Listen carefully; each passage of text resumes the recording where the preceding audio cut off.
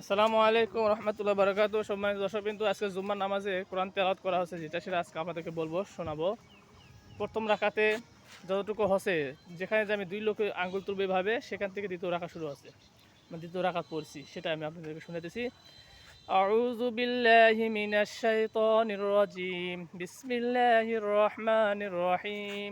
লিত্তাগিনা মাআবা, লাবিসিনা ফিহা আহকাবা, لا يذوقون فيها بردا ولا شرابا إلا حميما وغساقا جزاء وفاقا إنهم كانوا لا يرجون حسابا وكذبوا بآياتنا كذابا وكل شيء أحصيناه كتابا فذوقوا فلن نزيدكم إلا عذابا إن للمتقين مفازا حدائق وأعنابا وكواعب أترابا وكأسا دهاقا لا يسمعون فيها لغوا ولا كذابا جزاء من ربك عطاء حسابا رب السماوات والأرض وما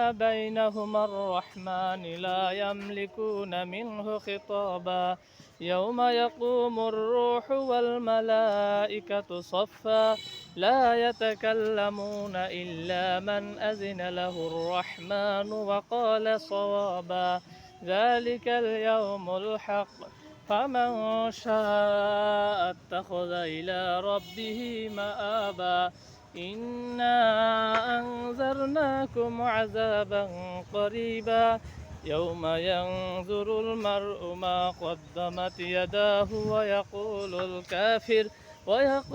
الكافر يا ليتني كنت ترابا।